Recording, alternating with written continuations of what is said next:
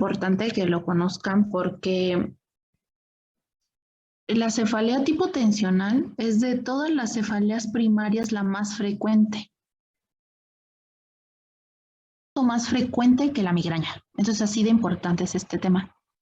Y tienen que tener en cuenta de que la cefalea de tipo tensional puede ser episódica o crónica. ¿Alguien leyó cuál es la diferencia entre episódica o crónica o a partir de cuántos días o de cuántos episodios? La episódica son de 30 minutos y puede durar una semana los dolores. Y ya la crónica ya es pasando de 15 días. Sí, más o menos va más bien. Sí se acompaña de otras características, pero en general bien. Aparte de eso, se relaciona, puede o no relacionarse la cefalea de tipo tensional a dolor de músculos pericraneales. ¿Ok? Entonces no es categórico de que siempre duelan los músculos pericraneales. Pero lo más típico de este tipo de cefalea es que el dolor sea de cefalea bilateral con dolor tipo tensivo o opresivo, como si les apretaran, dice en la cabeza. Ajá. Y la intensidad puede ir de leve a moderada, con duración de minutos o incluso días. Doctora, Sí. yo leí que este tipo de cefalea era la única que podía presentarse así como todo el día y por largos periodos. Y cuando era crónica, era cuando era un dolor de cabeza diario crónico. Sí, puede presentarse de ese dos tipos y sí, efectivamente puede durar días este dolor de tipo de cefalea. Pero también, como vamos a ver, hay varios factores que pueden estar atribuidos o desencadenantes. Entonces, también mucho tiene que ver con eso. Pero sí, depende de dónde lo lean. Sí varía un poquito en cuanto a esas definiciones. Pero algo que sí se ponen de acuerdo en las guías es que este dolor no empeora con la actividad física habitual ni está asociado con náuseas, pero sí hay algunos casos en los que mencionan en que podría presentarse fotofobia o fonofobia. ¿Alguien sabe qué es eso?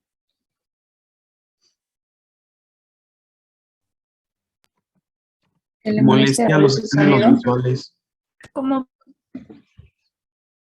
Exacto, que molestan los estímulos visuales y de ruido, ¿no? Entonces, estos los vemos más típicamente en qué padecimiento. La migraña. Las migrañas con náuseas. Migraña. También en la cefalea tensional, tipo crónico.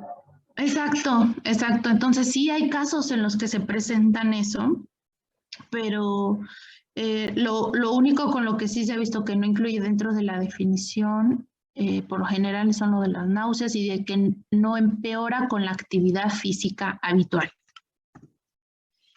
Si estuvieran leyendo, se han de haber fijado que es más frecuente en la mujer, con una relación de 1.5 con respecto al hombre. Ello especialmente en la forma crónica se ve más reflejado 2.4 por 1.4 con relación a los hombres. En cuanto a la edad de inicio, es más frecuente durante la segunda década de la vida. Y la prevalencia o el pico, digamos así, de la presentación de esta enfermedad es desde los 30 a 39 años de edad. Disminuye conforme avanza la edad, pero excepto en la forma crónica que incrementa con la edad. ¿Ok? Aquí tenemos que diferenciarla de la clasificación de la crónica. Esta se ha visto más en personas adultas mayores. Se han relacionado muchos factores con motivo de la fisiopatogenia, ya que no solo quedaba claro el mecanismo desencadenante por la cuestión de la tensión muscular. Entonces se han estudiado otros factores. Vamos a ver qué hay de escrito respecto a esto. Estos autores, Olesen y Langermark, fueron los primeros en demostrar dolor en los músculos pericraneales de estos pacientes. Ello representa tal vez solo una activación periférica de los nociceptores. Sin embargo, hay un incremento en la consistencia de dichos músculos a la palpación manual, es decir, se sienten contraídos o muy duros, por así decirlo. Incluso han sido corroborados por instrumentos validados de que sí hay esta tensión de estos músculos. Hay otras teorías en respecto a la fisiopatogenia y esa es la teoría del sistema trigémino vascular. ¿Alguien leyó respecto a esto? Que nos lo pueda mencionar. ¿Qué leyeron?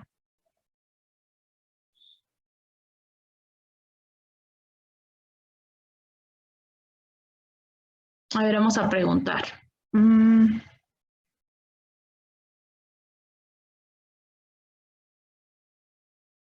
Aranzazu Ángel.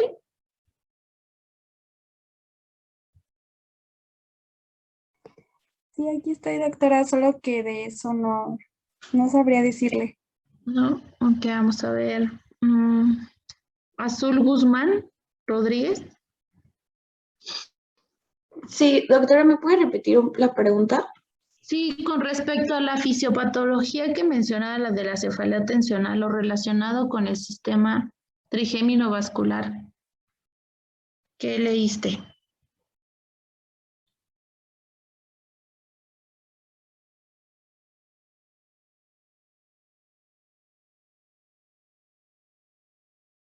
¿Estás ahí? Sí, aquí estoy. Ah, Leí que es un conjunto de estructuras que integran vías tanto centrales, subcorticales como periféricas y desempeñan un papel activo no solo en la génesis del dolor, sino también en las manifestaciones autonómicas. ajá. ¿Cuáles son ese conjunto de sistemas que mencionas?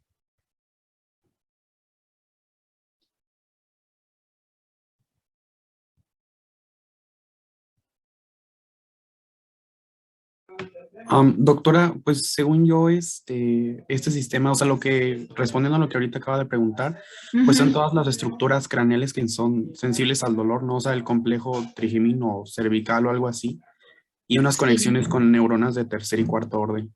Bueno, eso fue lo que leí que lo componía. Sí, así es. Pues ya de manera más compleja por lo que menciona la diapositiva, ¿no? Van a ser esa serie de estructuras, de fibras sensitivas, y tenemos de esas varias fibras, ¿no? De las pequeñas que no están mielinizadas, que se llaman tipo C, que provienen del nervio trigémino. También van a haber fibras nerviosas parasimpáticas, productores de neuropéptidos, acetilcolina, el ATP y todos estos complejos de fibras como del nervio trigeminales, pues se han visto relacionadas en la fisiopatología del dolor de la cefalea tensional. Ahora bien, tampoco no explicó completamente esa teoría trigeminovascular, el desencadenamiento de los episodios de dolor. Y otros autores, como Mericangas y colaboradores, han encontrado también una frecuencia muy alta en pacientitas con trastornos de ansiedad y de depresión que presentan este tipo de cefaleas. Dicen algunos autores que no creen que la ansiedad y la depresión pudieran ser la causa, sino más bien la consecuencia del padecer esta enfermedad crónica. Aunque también encontraron alteraciones en las concentraciones de serotonina y pudieran ser la explicación común tanto de la migraña como de la cefalea tensional crónica asociada a la ansiedad y la depresión. Entonces, como ven, aún se sigue investigando mucho al respecto y no se ha logrado y se han encontrado más bien varias cosas. Esto yo creo que va a seguir avanzando, ¿no? También hay otros autores en los que mencionan que los neurotransmisores tienen un gran efecto también ahí en la fisiopatogenia.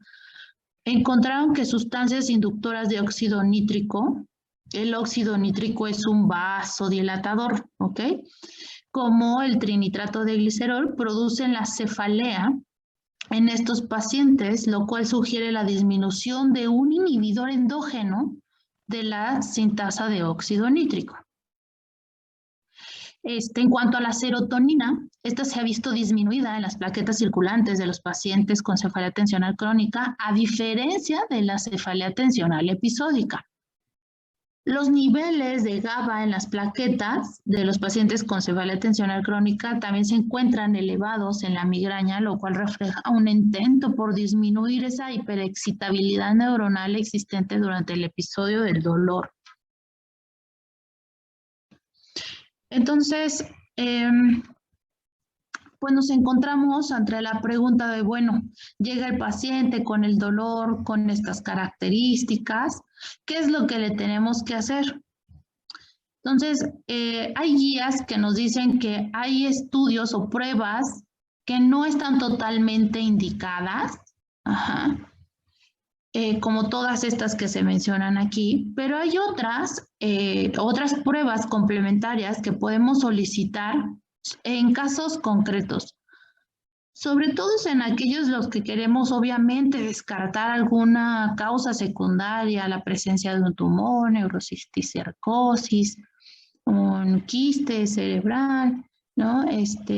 O también podemos pedir algunos reactantes de fase aguda.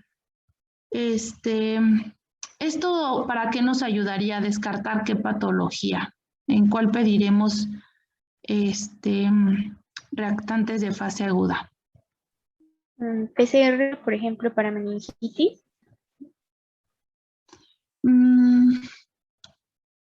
Ok, sí podría estar elevada en la meningitis.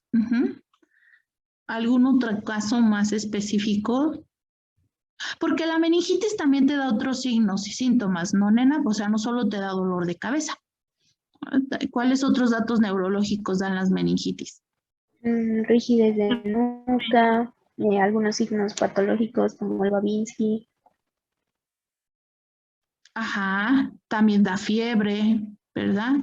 O manifestaciones sistémicas, ¿no? Datos como de sepsis, de infección, leucocitosis, elevación de la frecuencia cardíaca, ¿cómo se llama esto? Alteración del estado neurológico. Entonces, no, yo estoy preguntando un caso más concreto, algo relacionado con las cefaleas. ¿Alguien? ¿No serán tumores, doctora? No. ¿Podría ser hidrocefalia? No, concretamente relacionado con los reactantes de fase aguda. Arteritis temporal en la de VSG. Eso, muy bien. ¿Quién fue quien participó? Yo, Daniel. Muy bien, Daniel. Sí, esas son preguntas de examen. Menciónala nuevamente para que tus compañeros la anoten y la estudien. Que en la arteritis temporal la velocidad de sedimentación glomerular está elevada.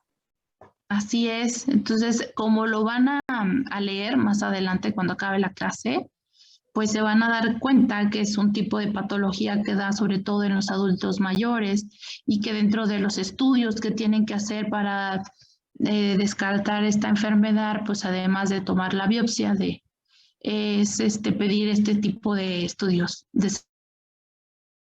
Doctora, ¿se lo pediríamos siempre o solamente si encontramos engrosamiento o hipersensibilidad a la palpación? Exacto, solo si encuentran eso la exploración física, si además es alguien como compatible como con la edad, ya, todo eso que van a estar leyendo respecto a esa patología, pues se debe de sospechar. Si se sospecha, se solicita para poder llegar al diagnóstico correcto. Pero lo que sí te recomiendan al 100%, o sea, antes de hacer algún tipo de estudio de imagen o es que lleve el paciente un diario de cefaleas. Y en estas, ay, permítame un poquito. En artículos nos mencionan que hay varias clasificaciones, pero bueno, las más frecuentes o las que nos dicen las guías internacionales es que la cefalea tensional la podemos dividir en episódica infrecuente, episódica frecuente y cefalea tensional crónica. Vamos a ver qué nos dice de las definiciones. Si es una cefalea de tipo tensional episódica infrecuente, deben de ser al menos 10 episodios de cefalea que aparezcan de media menos un día al mes, menos de 12 días al año y que cumplan los criterios BAD. Entonces vamos a ver, dice, ¿cuáles son los otros criterios? El B sería una cefalea con duración de 30 minutos a 7 días. El C es al menos 2 de los siguientes de estas 4 características. Localización bilateral, calidad opresiva o tensiva no pulsátil, intensidad leve a moderada, que no empeore con la actividad física habitual, como por ejemplo andar o subir escaleras. El D sería ambas de las siguientes características. Número 1, sin náuseas ni vómito. Y número 2, puede asociarse a fotofobia, fonofobia, no ambas.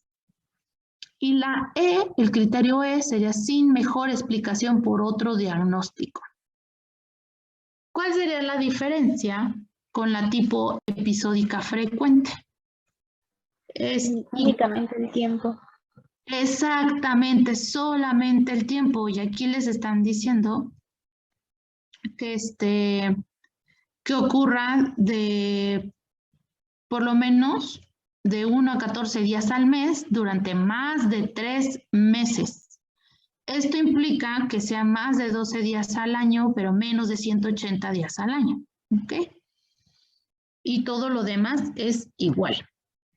En la crónica nos dice que debe de presentarse por lo menos más de 15 días al mes durante más de 3 meses.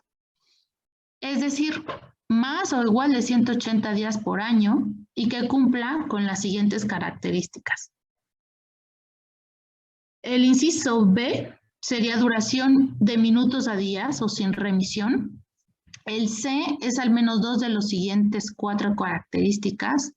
La localización bilateral, la calidad opresiva tensiva, no pulsátil, de intensidad leve o moderada y que no empeore con la actividad física habitual. El D es igual que el pasado, ambas de las siguientes, solamente uno de los siguientes, o fotofobia o fonofobia, o náuseas leves. Aquí sí incluye náuseas, pero leves. El 2 sería que no hubiera náuseas moderadas o intensas ni vómitos. Y E sin mejor explicación por otro diagnóstico. ¿Ok? No sé si encontraron en algunos artículos esta otra clasificación, que aparte de la frecuente y de la crónica, nos menciona esta como cefalea tensional probable.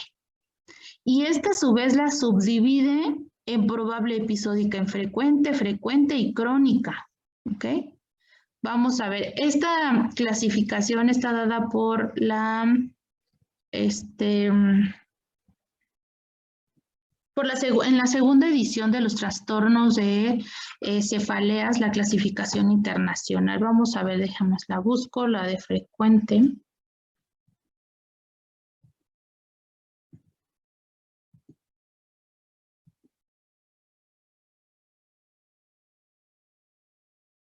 Bueno, esto es más, básicamente estas son las mismas diapositivas, o sea, de la clasificación que estuvimos hablando. Nada más les comento que lo que se diferencia, si fijan, está en la tabla 3 y en la 4, nos dice que o unas pueden estar asociadas a dolor pericraneal y otras no asociadas a dolor pericraneal. ¿Y eso qué se refiere? Básicamente a que el dolor se incremente a la palpación manual de estos músculos pericraneales.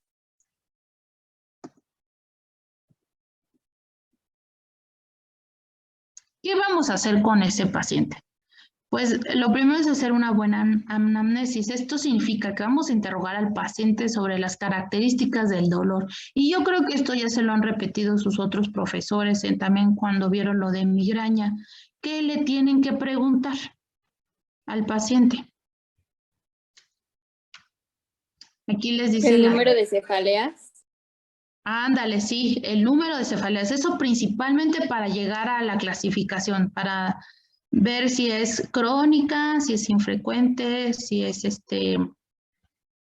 o frecuente. Luego le tienen que preguntar, oiga, y la intensidad del dolor, ¿no? ¿Cómo le preguntan la intensidad? Algo así como del 1 al 10, ¿qué tanto le duele? Muy bien, exacto. O sea, en una escala. Ajá. También sí es la severidad y cualidad del dolor. O sea, tipo pulsátil o progresivo en ambos lados. Exacto. Por ejemplo, en la cefalea de tipo tensional es más de tipo opresivo, bilateral, ¿verdad? Y eso les va sugiriendo de que pues esa es la causa. Cuanto a los signos y los síntomas acompañantes, pues ya mencionamos que sí pueden presentar en algunos casos fotofobia, fonofobia y ligeras náuseas o incluso no presentarlas. Ausencia de criterios de alarma, ¿a qué se referirá con eso? Si ha presentado papilledema, rigidez de nuca. Si fue un inicio súbito. Exacto, muy bien. Uh-huh. ¿Por qué? ¿Por qué si fue de inicio súbito? O sea, si yo soy una persona quien llego con un dolor y que nunca me ha dado un dolor de cabeza en mi vida, pues es un dato de alarma. Dependería su edad, pero por ejemplo, si fuera un joven, una hemorragia subaracnoidea, y también si fuera un viejito, pues un infarto, un evento vascular cerebral. Así es. Entonces, sí tiene que preguntar esos signos de alarma. Los factores desencadenantes, no los he mencionado aquí, más adelante los voy a mencionar, pero ¿alguien leyó algo respecto a eso? Yo, que puede ser por la dieta, alcohol, chocolate. Hay un síndrome del restaurante chino en el que era por una sustancia, ¿no? De la comida china. Y por las nueces, y también puede ser por hormonas, o sea, cuando se asocia a la menstruación o a la ovulación. También puede ser por estímulos sensoriales, que serían luces intensas, olores, sonidos fuertes. También por el estrés, como nosotros, a mí me da mucha cefalea tensional. Y cambios de hábitos, privación de sueño, el clima, la altitud, por ejemplo, cuando vas a pasear así, no sé, a Cristo Rey y que te duele la cabeza o cosas así. Exacto, muy bien. Sí, o al Nevado de Toluca, ¿no? Exacto. Entonces, todos esos que mencionó su compañera, todos esos se deben de preguntar de manera intencionada. También deben de preguntar si ese dolor le genera alguna limitación para hacer sus actividades diarias, si deja de ir a trabajar cuando tiene el dolor, o si incluso le impide levantarse de la cama, ¿no? La frecuencia ya mencionamos en los episodios, los días que se presentan al mes, y la respuesta al tratamiento. O sea, ¿ha recibido algún tratamiento? ¿Qué le han dado? ¿Qué ha tomado? ¿Qué le ha funcionado? ¿Qué no le ha funcionado? ¿Ok? Ellos mismos te van diciendo pues lo que han intentado, lo que han tomado. En cuanto a la exploración, pues lo básico que son los signos vitales, ¿no? Tenemos que hasta, ¿qué otras causas pueden elevar o qué pueden causar dolor de cabeza? El ejercicio. La presión arterial. Exacto, un hipertenso, ajá, ese es como lo más frecuente, ¿no? Incluso la gente ya sabe, ¿no? Alguien que le duele la cabeza, ay, chécate la presión, no la ves a traer alta. Pues sí, justo por eso, porque la hipertensión puede causar cefaleas. También tenemos que checar pues la frecuencia cardíaca, que este paciente no tenga una bradicardia severa, la saturación. ¿Mande? ¿También la glucosa, doctora? Así es, también la glucosa. Fíjate que episodios de hipoglucemia, sobre todo, se relacionan con cefalea. Ajá, una hipoglucemia es cuando la glucosa está por debajo de 70. Entonces se debe de checar la glucosa, a alguien que le duele la cabeza, la presión arterial, la frecuencia cardíaca, la temperatura, cuando hay fiebre y dolor de cabeza. También infecciones, ¿no? Infecciones y más por esto lo del COVID, ¿verdad? Hay pacientitos que además llegan por dolores de cabeza y resulta que tienen COVID. Entonces, la saturación, más ahorita con esto de lo de la pandemia, pues también ahí una oxigenación baja también puede generar dolores de cabeza. Entonces, desde ahí van haciendo diagnósticos diferenciales. Lo siguiente es hacer una exploración neurológica completa. Ya ese tema ya lo vieron, no vamos ahí como a entrar a talla, pero pues básicamente si está orientado en tiempo, en lugar, en espacio, cómo está su fuerza, cómo están sus reflejos, si tiene alguna alteración visual, sensitiva, muscular, ¿ok?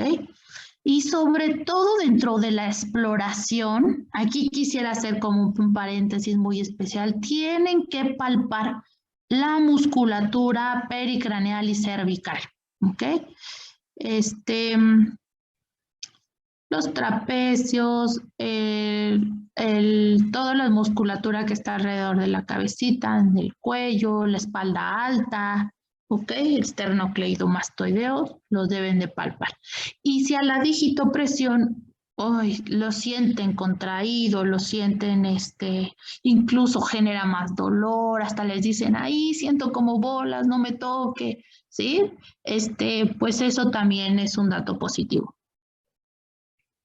Se llaman como puntos gatillos de dolor, ¿ok? Ese es el dato. ¿Qué vamos a hacer con un paciente que nos llega con cefalea tensional? No solo luego darle algún analgésico, ¿verdad? Uno es buscar el factor desencadenante. Eso es lo principal, porque tratando el factor desencadenante muchas veces pues evitamos estos episodios de dolor. Pero también se recomiendan otra serie de medidas no farmacológicas. Por ejemplo, el manejo del estrés emocional. Ayuda mucho la valoración por psicología, pero también pueden ir a orientarlos, si están en espera de que vayan a su consulta con psicología, pues de que hagan ejercicios respiratorios para bajar el estrés, que hagan algo de mindfulness,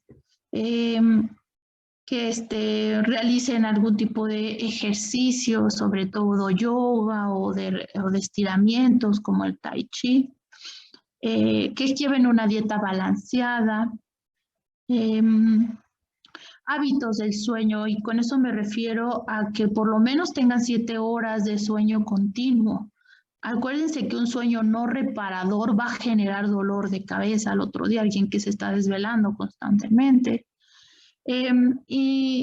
O sugerirles, si tienen estos pacientes dolor a la palpación en los músculos pericraneales y del cuello y de la espalda alta, pues que acudan con algún fisioterapeuta. La terapia de calor o de frío local y de ultrasonido que ellos hacen mejora bastante esta patología. Otro del tratamiento no farmacológico que también hacen los fisioterapeutas es estos parchecitos que ven aquí en la imagen, que se colocan en el cuello, en el trapezoide, ¿sí? Esos son terapia de estimulación eléctrica transcutánea. Entre paréntesis, esto se llama terapia con TENS. Estos básicamente van a ser sesiones como de 45 minutos a 1 hora, en los que ponen ciertos modos que ya están, pues ahora sí que nada más es cuestión de ver la intensidad a la que tolera el paciente, y básicamente lo que hacen es como contraer y relajar el músculo. Muchos pacientes mencionan que sienten como unos toquecitos, ¿no? en sus músculos, y eso pues les ayuda bastante. Sobre todo, también si va acompañado de enseñarle al paciente cómo mejorar las posturas. Otra terapia que se llega a hacer es la de inyectar en los sitios gatillos, en las zonas donde se les desencadena el dolor. Otra terapia es el bloqueo del nervio occipital mayor, así como el uso de terapia de relajación, la cual todo esto se ha visto que reduce hasta el 50% la actividad de la cefalea. Entonces es muy, muy bueno todo esto que se lleve a cabo. También hay otro tratamiento, el oromandibular, que puede ser de gran ayuda. Con esto pues se envían a los pacientes, sobre todo los que tienen bruxismo, ¿saben? O sea, los que están por las noches, sobre todo contrayendo esa mandíbula y apretándola, y amanecen con un dolor de cabeza y un dolor en la zona de los músculos pterigoideos, ¿saben? Entonces, a ellos hay que orientarlos a que vayan con un dentista para que les dé un tratamiento. Son unos guardas que impiden que cierre completamente la boca en la noche. Okay. Bueno, y ya después de ese tratamiento no farmacológico que les va a ayudar incluso hasta el 50% para mejorar el dolor, tenemos el tratamiento farmacológico. Y en cuanto al tratamiento agudo, estas son nuestras opciones que tenemos. La aspirina, la indometacina, el naproxeno, el ketoprofeno, paracetamol, ibuprofeno, ketorolaco, los inhibidores de la COX-2.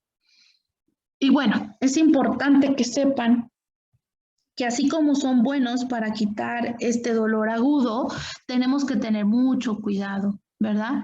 Porque como ustedes bien ya deben de saber, este tipo de medicamentos pueden generar complicaciones, sobre todo enfermedades acidopépticas, úlceras gástricas que sangran, ¿okay?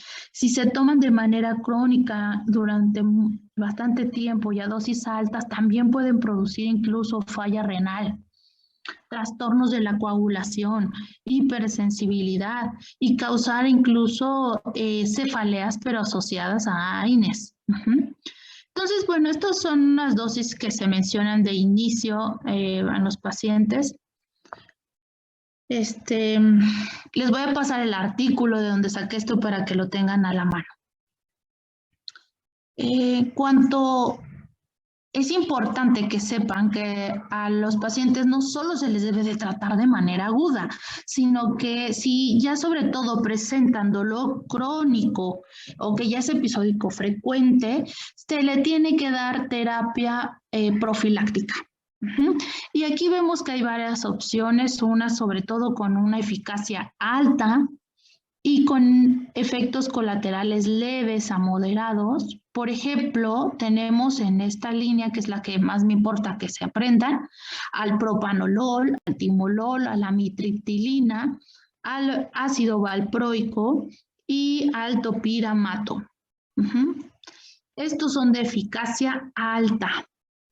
Y de eficacia baja, que siguen teniendo efectos colaterales leves a moderados, tenemos a los AINES, también tenemos a unos beta bloqueadores y a unos antiepilépticos.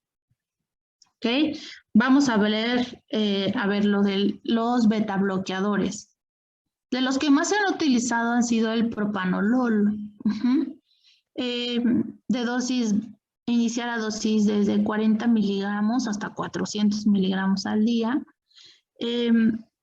Pero sobre todo se ha visto que tienen buena indicación si aparte de tener la cefalea del paciente tiene hipertensión arterial, porque como sabemos, el beta bloqueador pues es uno de los medicamentos que utilizamos como antihipertensivo. Otro es el metoprolol. También se podría beneficiar en aquel paciente que aparte de la migraña o de cefalea tensional tiene también cardiopatía isquémica.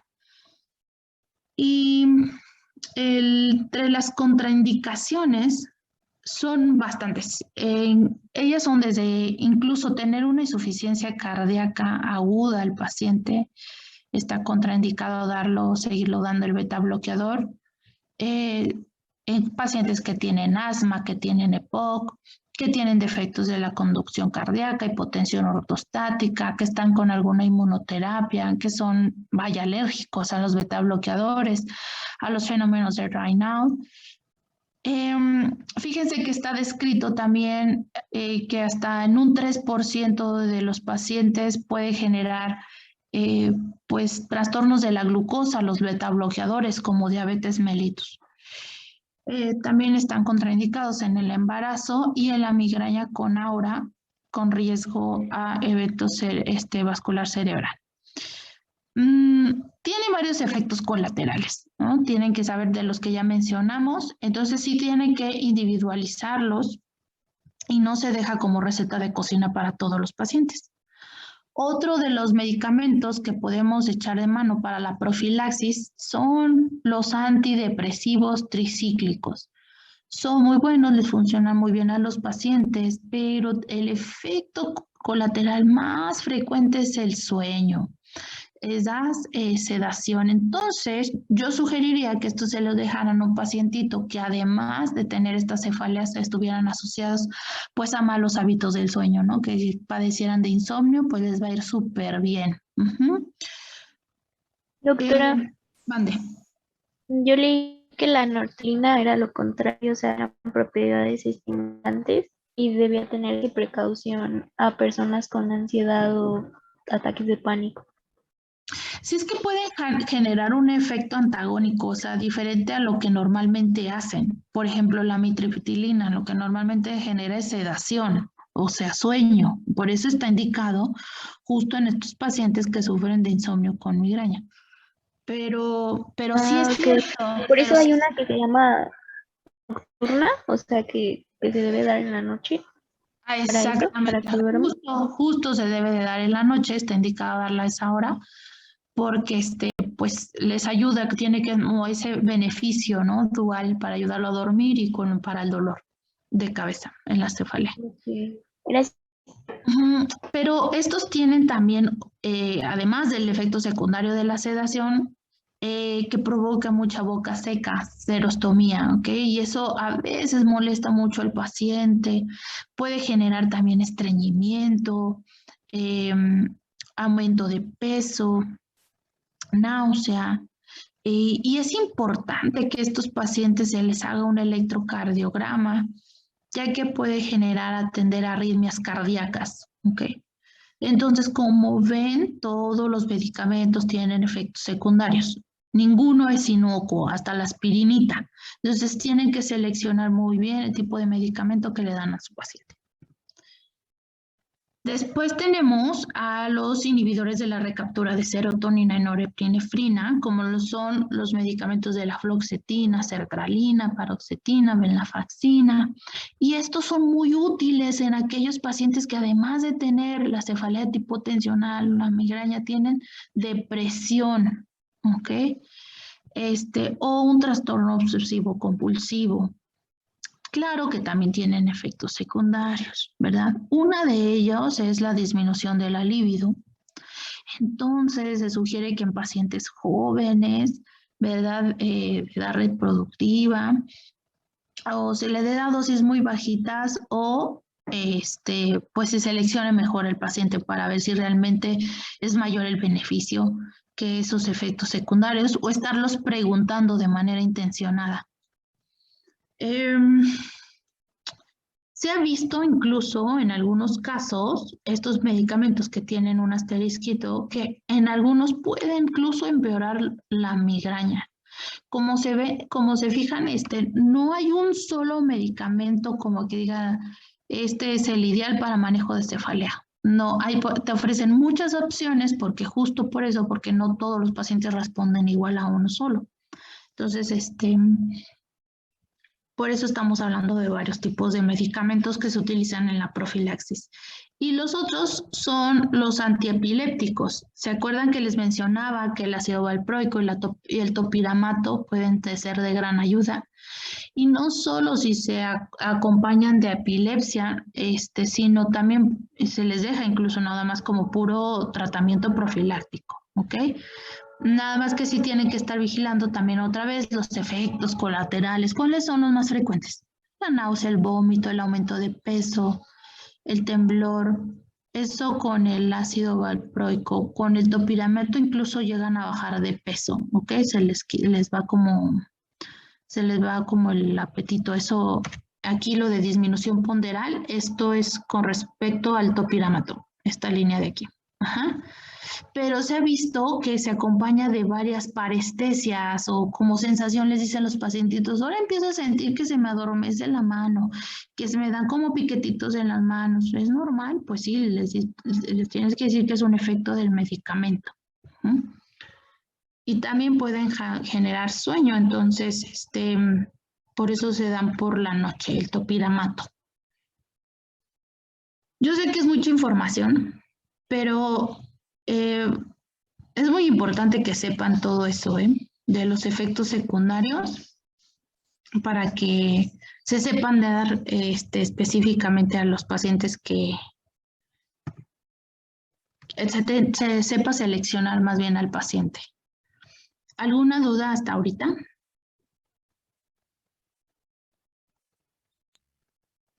No, doctora. Doctora, yo tengo una. Sí. No entendí. Entonces, los dos antiepilépticos que había mencionado, ¿los dos causan sueño o nada más el topiramato? Ah, sí, nada más el topiramato. Ah, ok, gracias. Es que se le trabó un poquito por mi internet, entonces no escuché. Pero entonces nada más el topiramato. Sí. El otro no. No, como que imagínate que aquí hay una línea divisoria, aquí debajo de hepatotoxicidad y pancreatitis, y esto de aquí es de lo del ácido valproico y de disminución ponderal corresponde a lo del topiramato. Ok, gracias.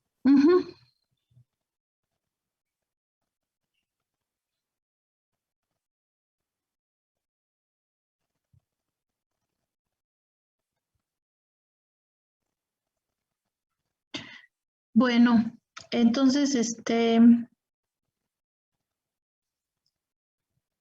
un tema pues sencillo, podríamos decirlo así, nada más que sí es importante que tengan en mente pues todo lo del tratamiento no farmacológico, porque si nada más se da el farmacológico y el no farmacológico, pues le estamos limitando ahí al paciente sus opciones que tiene para sentirse mejor.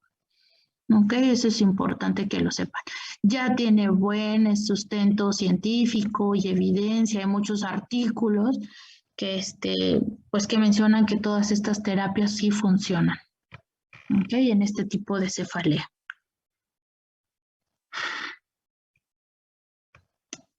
Bueno, chicos, ¿cómo andan? ¿No están muy cansados? Porque yo sí. ¿Qué les parece si lo dejamos aquí, esta clase, y continuamos el